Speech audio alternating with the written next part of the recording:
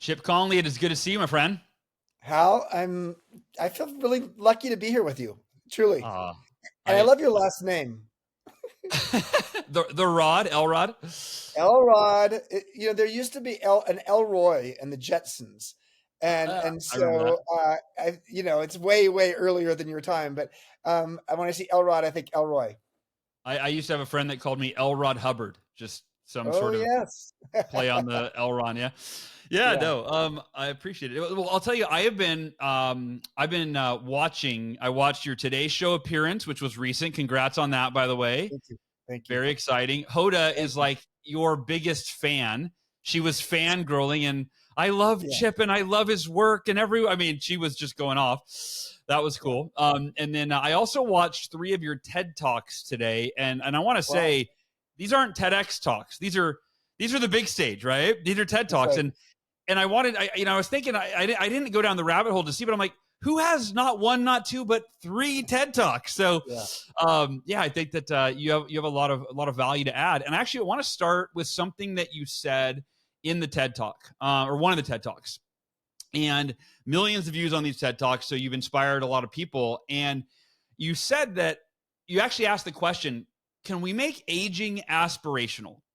And I wanted to hear what you thought, because I know a lot of people, it's like, oh, I'm getting older, my best years are behind me. The word midlife, I love how you say that if you're playing the word association game, crisis comes right after midlife, right? yep, So exactly. talk about this. What does it mean to make aging aspirational? Well, here's the thing. First of all, how old are you, Hal? I am 44, so I know I'm in your target market. So for those, I mean, I hope everybody's seeing how's the best skin. Like, where did that skin come from, my friend? It's Yeah. amazing. Yeah. So, well, you know what? We all age differently, and I'm 63. Mm, But the way we talk about aging is as if it's not growing. Interestingly, mm. when you're talking to a 15-year-old and saying to a 15-year-old, "Oh my, how you've grown," you would never say that to a 50-year-old because they think Wow, you're interesting. talking about their waistline. Yeah, Um, yeah. but we're growing in our in Mm, our lives in all kinds of ways that are not visible. mm, We're mm, growing culturally and intellectually and spiritually and emotionally and relationally and mentally. And there are many parts of our lives in which things get better as we get older. When it comes to our physical body, that's less the case. Our business, just as you got comfortable in your own skin, it started to sag. Um, but the reality is that um, even our body can get better with age. Certain parts of our body can. Our brain can, for one. Now, short-term memory gets worse with age, mm, but our crystallized intelligence, our ability to trust our intuition, our ability to think systemically and holistically and go from left brain to right brain more quickly. We're more adept at that left brain, right brain tango or four-wheel drive of the brain as we get older, up until our early 70s. So what I wanted to do with this book is I wanted to help people to see that there are a lot of anti-aging messages and products in the world.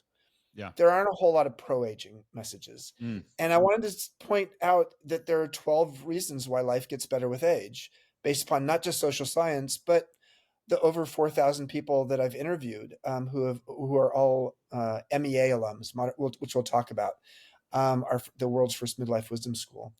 mm. So that's why I did it. And one last thought is Becca Levy at Yale has shown that when people shift their mindset on aging from a negative to a positive, they gain 7.5 years of additional life, which is Wow. remarkable. Wow. It's Yeah. more than additional life than if you stop smoking or start exercising. So having people think about aging as not just a negative thing, but as having some upside as well, some unexpected pleasures of aging, was part of my intent with this book. I love it. So yeah, the book is Learning to Love Midlife. And I'm actually writing, you probably don't know this, but I'm writing a book called The Miracle Morning for Seniors right now. Oh, And so beautiful. I'm excited. I'm at the early, right? I think you call midlife, it's the 40s, 50s, and 60s, right? I'm Yeah. 44, so I'm on the early side of that. And I want to do that. I want to actually go back a little bit, because for you, I know that you started this work, or part of what inspired this work is that you had friends in their midlife, 40s and 50s, that committed suicide and took their own life.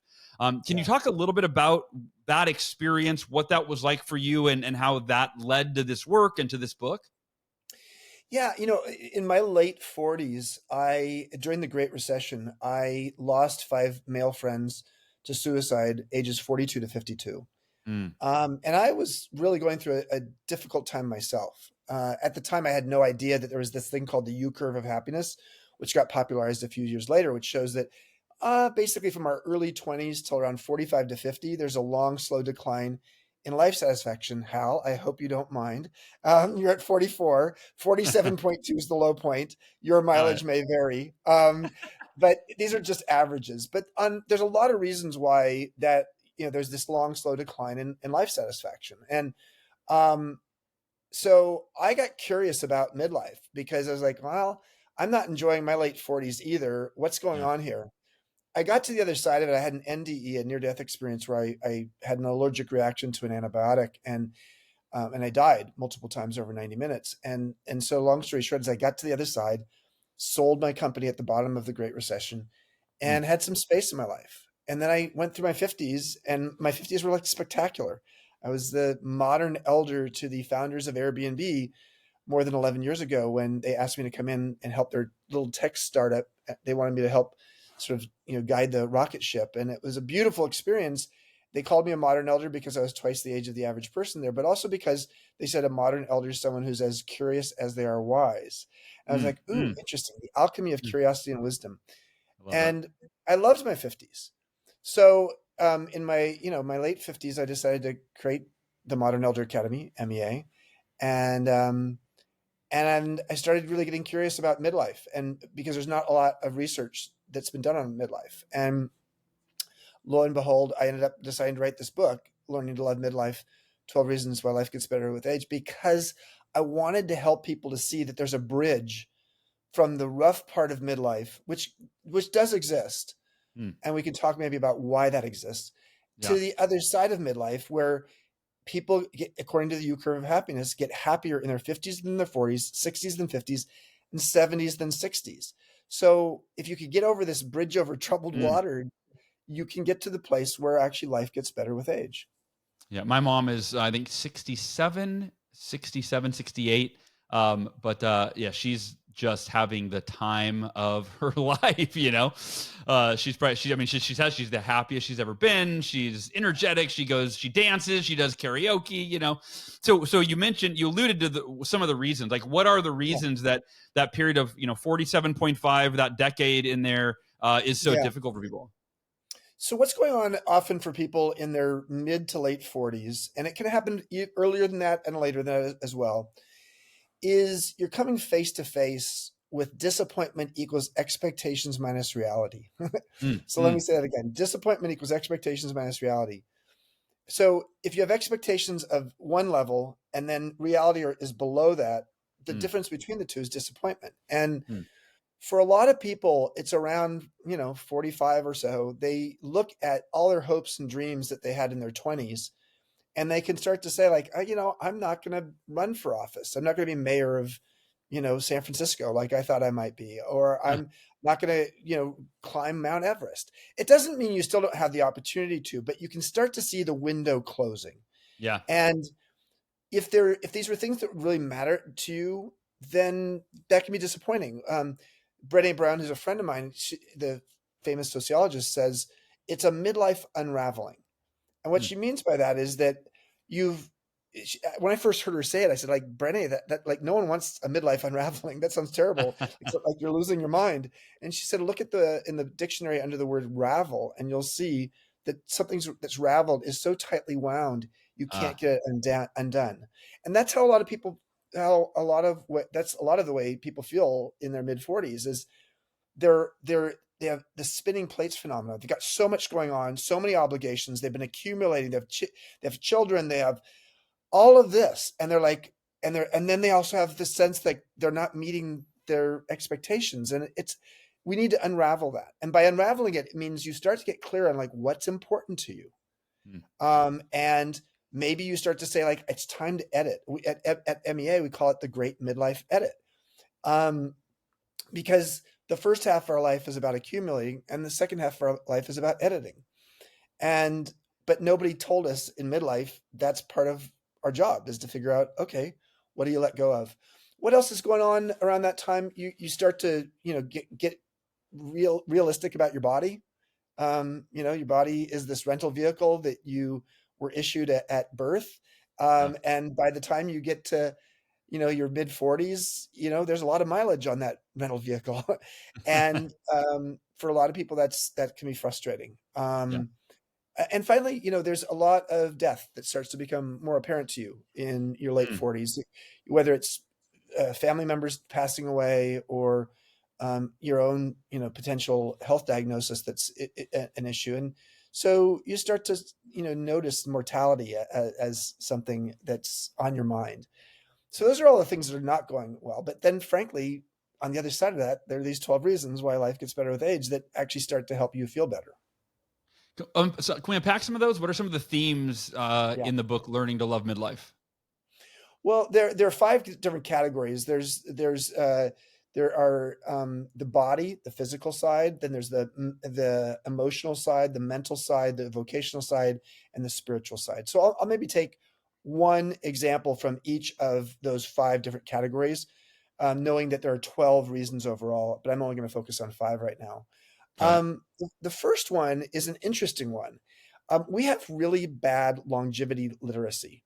Mm. Um, for the average person, who comes to MEA, to this midlife wisdom school, is 54, and the average age they think they're going to live till is 90. But they've never done the math to realize that 54 is exactly halfway between 18 when you became an adult and 90 when you may die. So Huh. you have half Half your of life your left. adult life Adult still life. ahead Yeah. of you. Yeah. Yeah. That's right. And we sort of think, like, at 54, like, oh, I'm going out to pasture. So one of the positives is, and it's starting to become more clear, is that in a world in which people are living longer, and a growing number of people are living to 100, that when you start to realize that you have that much life still ahead of you, you can start to actually ask the question, 10 years from now, what will I regret if I don't learn it or do it now? Mm. And so it gives you a sense of seize the day, of like, okay, one of the things that gets better with age is if you start to realize you have a lot more time ahead of you, you start to actually get maybe a little bit more focused on not the future, but on the moment. Mm. What can I do now? One of the great things about aging is you start to realize, okay, I'm going to seize the moment. And so mortality is, in essence, death is a great organizing principle for life. Okay, let's go to the second one. Under emotions, our emotional intelligence grows with age. Our IQ does not, but our EQ does. Pretty conclusively, our emotional moderation improves with age. We learn how to take things less personally. We care less about what other people think about us as we get into later in life. So there are a lot of things that around our emotions that improve, and learning how to put the distance between stimulus and response, actually, whether it's through mindfulness activities or just through not taking things so seriously, Yeah. is as another benefit. And all of the things I'm going to talk about here are what I've seen in the 4,000 people who've come through MEA, but also what social science has proven and what our faculty has shown. Thirdly, let's go to the next category, which is the mental category, and wisdom. Now, wisdom does not always grow with age. I know some 30-year-olds who are wiser than some 70-year-olds, and Sure. that's because they've learned how to metabolize their life experiences. I like to say that our painful life lessons are the raw material for our future wisdom. Mm. So, having said that, one of the things that people start to realize is, oh my gosh, I have the pattern recognition to say I've seen this movie before, meaning I have the intuition to say I know the right answer here because I've been on the planet long enough to understand that my intuition's telling me something, giving me some indications of the right decision here. I'm 63 today, and I would say I make much better decisions at 63 than I did at 33. Sure. And that's primarily because I've built some wisdom along the way. And I can actually even talk about a wisdom practice, Mm. after I go through these five, Yeah, please do. if you want to go through those. But I'll come back to that. Fourth category of what gets better with age, on the vocational side, is we start learning how to curate some time affluence into our lives. Because if we can actually get off the treadmill, often it's around midlife that we start to see successism in our life. Now, what is successism? Successism is when someone else's definition of success has been imposed upon you, and Mm. you realize that maybe your definition of success is different than that. Now, hopefully you figured that out in your teens or your 20s, but for a lot of people, they don't figure that out until their 40s, and they realize, I have been running up this mountain, but it's not my mountain. I don't Yeah, love this mountain. This is my parents' mountain. This is my community's mountain. This is not my mountain, or like my valley. It doesn't even have to be a mountain. sure. And so you can start to look at your life and say, like, how do I spend my time differently so I have some time affluence? Money will make you rich, but time will make you wealthy. And Mm. being able, again, as you get into midlife and beyond, you start to value time more Yeah, because you have less of it less of it. Sure. in the future, and therefore you want more of it in this moment. So time affluence becomes a thing. And then finally, the fifth category is spiritually. And lots of evidence that spiritual curiosity, spiritual intelligence improves as we get older. But what I like to say is, I like to quote Richard Rohr here, who's on our faculty, famous Christian mystic, as well as Carl Jung, who both said basically the same thing. In the first half of our life, our primary operating system is our ego, for all Mm. kinds of good reasons. It's what individuates us, it's what propels us forward, it's what gives us a sense of who we are. But it's around midlife that actually the primary operating system in our life shifts from the ego to the soul. But Mm. nobody gave us operating instructions or gave us a warning this was coming.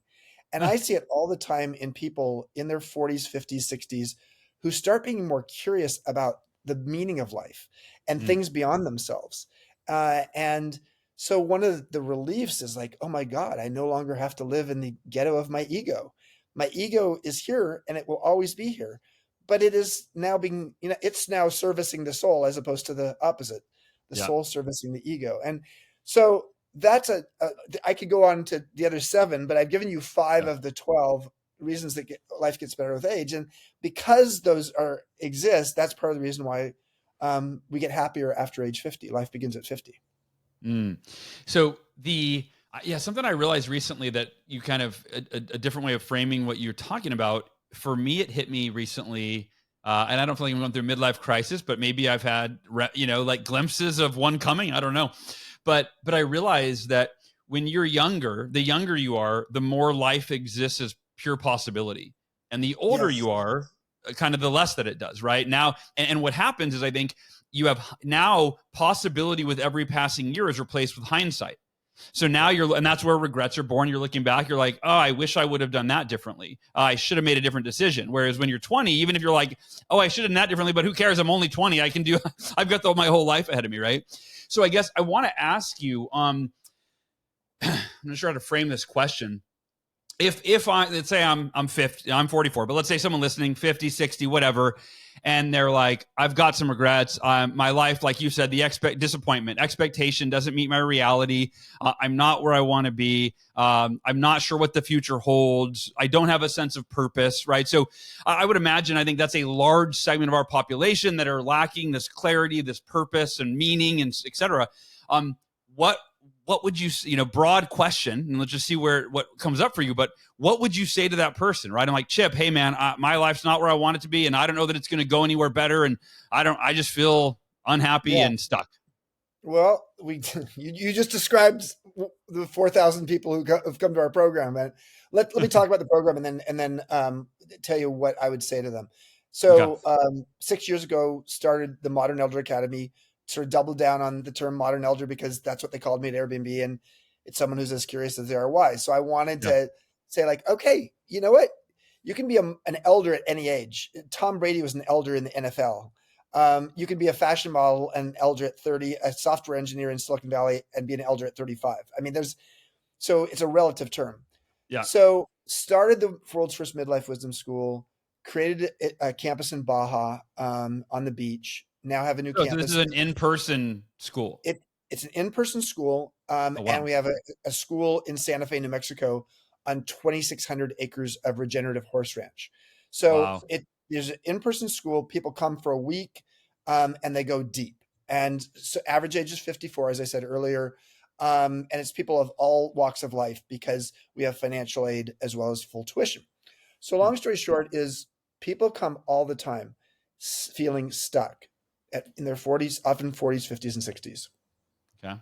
So the curriculum we have focuses on navigating midlife transitions, cultivating purpose, and learning how to own your wisdom while reframing your relationship with aging, with learning how to feel better about it. What I want to just say is that two things to related to your question. I like to ask people the following because this is the breadcrumbs to your purpose. Often people get worried they don't have a purpose. Well, Yeah. find something that you're purposeful about. Forget about the noun of purpose. Focus on the verb of being purposeful. So the first question I would ask is, what in your life are you agitated about, excited about, curious about, or um, something from childhood or your early adulthood that you were passionate about but sort of got lost? Sure. And that question, it often brings something up for a person. So a person might feel stuck or like, I don't feel like I know what I'm doing. And it's like, okay, what excites you? What agitates you? What makes you curious? But I'll tell you a quick story. There's a woman, she was a litigation attorney, and she was in the Bay Area and she'd been doing it a long time. She was 60 years old, 60. She didn't like what being a litigation attorney was doing to her. It made her conflict seeking and she Hmm. liked to argue a lot. And she had lost a husband, and to divorce partly because of it, she thought. And so she came to MEA stuck because she was like, I'm really good at this and I hate it. And I've been doing it for too long. And I have no idea. And I don't want to retire. I don't know what I'm supposed to do next. So ultimately, in the course of the workshop, we asked her this question. And we got to the place of like, oh, when she was a child, like a teenager, she loved cooking pies with her grandmother in her Hmm. grandmother's kitchen. She loved the smells. And as an adult, she realized that whenever she's in a new town or a new neighborhood, if sees a bakery, she always walks inside. She wants to smell it. She wants to see what they have. Hmm. But it had not registered to her. It had nothing to do with her career as a litigation attorney. Yeah. By the end of her week with us, she realized, I'm going to go learn how to become a pastry chef. And I'm going to Nice. take that baby step. And if I like it, I'm going to figure out how to wind down my litigation practice. And I'm going to go and create a bakery in my neighborhood because in my neighborhood, there used to be a bakery and in COVID, it closed and there's Hmm. no bakery in my neighborhood. And so that's what she's doing now. Nice. So that is an example of how do you unlock something for someone when it's not obvious. Similarly, there's a beautiful quote that I like to say, which is the purpose of life is to find your gift. The Hmm. work of life is to develop it. And the meaning of life is to give it away. Yeah. The purpose of life is to find your gift. What if we shifted the word gift to wisdom? Hmm. The purpose of life is to find your wisdom, to discover it. The work of life is to develop it. And the meaning of life is to give it away. Hmm. Part of what we do at MEA is help people figure out what is their gift, what is their wisdom, what is their mastery. Because of what I learned at Airbnb, when I joined Airbnb, I'd been a boutique hotelier for 24 years, started one of the first boutique hotel companies in the United States, grew it into the second largest in the US, had 52 boutique hotels. Um, but a lot of what I'd learned along the way felt really obvious to me. So when I sold that company and then had a little bit of time off and then joined Airbnb as the in-house mentor to the founders, a lot of my wisdom was the kind of stuff that I felt like, oh, everybody knows that. Yeah. But no, they don't. And especially in an organization where there were some brilliant technologists who knew a lot about DQ, digital intelligence, but not a lot about EQ, Hmm. emotional intelligence, or about corporate strategy, or frankly, about the hospitality and travel business, the industry that we were disrupting. They were now in. Yeah. That's right. So helping people to see the not obvious to them, but obvious to other people gifts and wisdom you have is a real valuable thing. And often your friends don't notice it either because they're just like you. Yeah. Yeah. That's true. I had a coach that taught me that years ago that, people we take for granted the wisdom or knowledge or experience that we have when there are infinite amount of people that don't yet have that. Right. And that would, that would love to learn from us. You mentioned earlier a wisdom practice that you could share, Yeah. and to circle back to that. So I'd love if You're we good, dug in. Hal. You're good. Yeah. So when I was 28, I had been CEO of my company for 2 years, and I was sort of an idiot. I mean, like a 28-year-old CEO, and I had one hotel. It was in a bad neighborhood. It used to be a no-tell motel where people paid by the hour. But it became a rock and roll hotel. And, I was doing my best, but I limped into the weekend one weekend where like, I just felt like an idiot. And I'd been complaining to a friend of mine, and he says, well, just start writing in a journal. I was like, okay, I'll write in a journal. So I took a journal off the wall that I hadn't written in. And instead of actually writing like emotional stuff of what I was feeling, I wrote on the front of it, my wisdom book. What's like out of the blue. I mean, who knew I'd be creating a wisdom school, many, many years later. Yeah. So I wrote on the front, and I started a practice that I've been doing for 35 years. And that is at the end of every week, going into the weekend, I spend 20 to 30 minutes. Now I do it in a Google Doc, but back then for many, many years, I did it in these journals. And I would write down 4, 6, maybe 8 different lessons I learned that week. Like something that, just whether it was personally or professionally. Maybe it was a painful lesson. Maybe it's something like, oh, okay, now I know that. And then I'd write down what the lesson was and how it's going to serve me in the future. So let me use an example.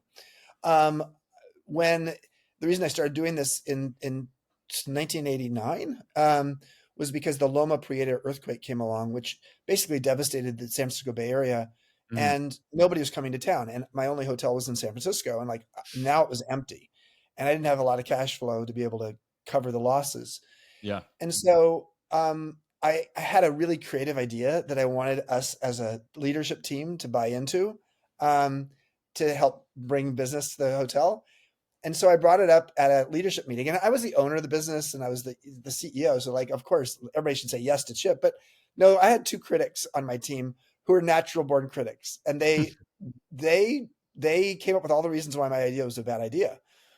And so everybody else was like, yeah, let's not do that. And I still felt it was a good idea. But at that point, I had made the mistake of introducing it to everybody, when in fact, my lesson was, if there are a couple people who are going to not like your idea, present it to them first one-on-one so they can get their fingerprints on it, so that when you present it to the whole group, maybe they're actually Mm. going to be supportive.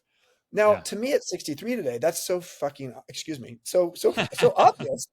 Um, but at 28, that wasn't obvious. So that became a lesson, and it was going to serve me in the future. So if our painful life lessons are the raw material for our future wisdom, finding a wisdom practice Mm. that allows you to actually make sense and metabolize your experience is important. I do this on our leadership team.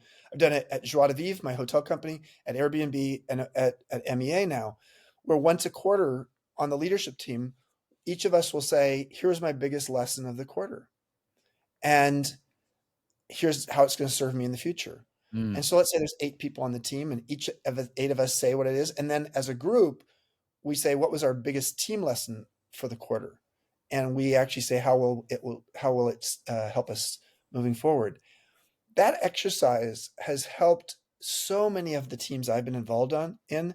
to not just feel like they have the candor and vulnerability to talk about what the lesson was of the quarter, but that actually they shared it with other people. So their lesson is my lesson. Yeah. And so I would just say we are moving into an era where knowledge is commoditized. We have, AI, and all of the world's AI Chip is GPT. I saw Chip GPT on your website. there is a Chip GBT on the website. So all of my content is right there. I have a daily blog, and all of my books are right there. So you could ask me anything without even meeting me. Yeah. But what we're moving into is an era, the wisdom era. And the knowledge era has been very good, but it's all commoditized. And what's valuable today is learning how to make sense of our wisdom. And wisdom is very much of a human quality. And, a bot is not necessarily going to be wise. It will be smart, but Mm. not necessarily wise. So, How do you define the learning difference? knowledge you accumulate, and Mm. it's that you could learn the knowledge. The capital of Paraguay is fill in the blank. But wisdom is based upon personal experience. You could also be a knowledge expert in a particular domain, but be clueless about a bunch of other things. Mm. When you're wise, or something has wisdom built into it, it has personal life experience and human qualities built into it. So knowledge is localized, wisdom is sort of globalized, in the sense that Mm. when someone has wisdom, they have wisdom across domains. And so also, knowledge is something you accumulate, Yeah. so you add, whereas wisdom is something you distill. It's taking a bunch of information and distilling down what's essential. So, And real quick, just to circle back to something you said earlier, which is, you talked about how our memory declines in our older age. And I have a brain injury from when I was 20. So I have probably the memory of a 80-year-old at 44 now. But the point being, what interesting to me is that even if your memory is not as good as you get older, as you're in your midlife or beyond, the wisdom stays with you. So that's just a distinction that came up for me as you were talking, right? Is that, like, I don't remember a lot, but I do feel like I'm pretty wise for a 44-year-old. And to your point, it is all based on life experience. And it's like, oh, I've been there, I've done that, I overcame that, here's what I learned from it. But I can't tell you the capital of Paraguay or what I did yesterday without checking my schedule and so on and so forth. So that was an interesting distinction for me, is that if you can understand it as you get older, and if your memory is not good and that's frustrating, but you realize that wisdom is within you and always available. So yeah. yeah. Wisdom and intuition have not been studied very much. This is one of the things that we're working on right now, is like, how is wisdom different than intuition? There's similarities. I think intuition is a form of wisdom. It's not the only form. But I think we're moving into an era where wisdom workers will be maybe as valuable as knowledge workers. Yeah, sure. Interesting. Especially with chat GPT or chip GPT, right? That, the knowledge is, like you said, commoditized. Yep. Wisdom is not. You've mentioned MEA a few times now. That, I remember, correct me if I'm wrong, but it stands for Modern Elder Academy. That's correct. And It does. the first one was in Baja, Mexico, did you say?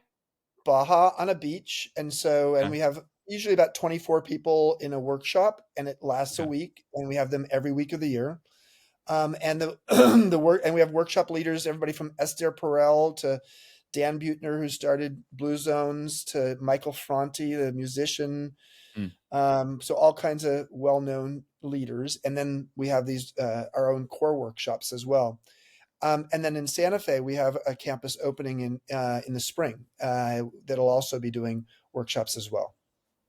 Got it. Okay. Yeah. I had a ADHD moment and I got curious. So I Googled it and looked up the website, meawisdom.com, while you were talking.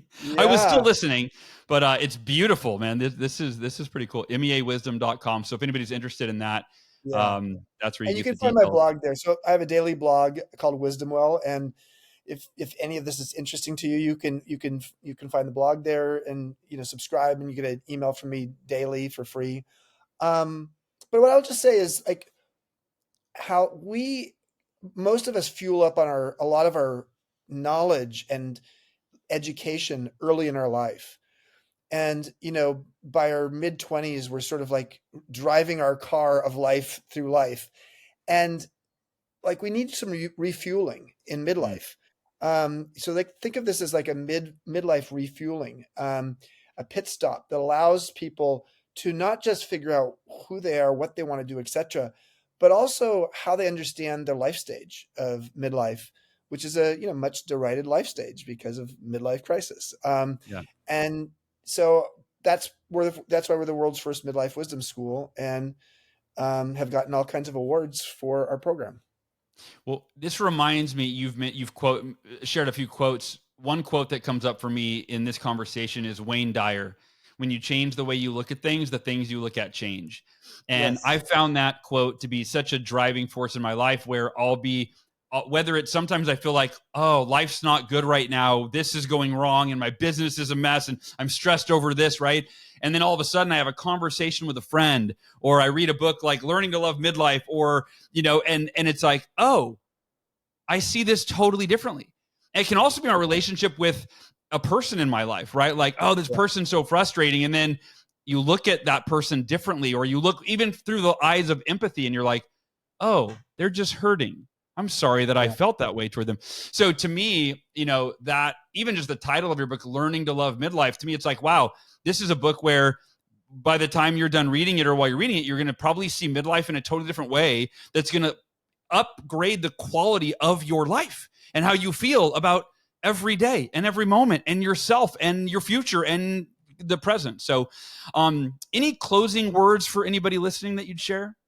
Yeah, you don't have to go through this alone. I mean, a lot of people, a lot of times in midlife, we don't go through adolescence alone, although sometimes people do, but generally we go through adolescence as a peer group, and we're trying we're trying things for the first time, and we get through it.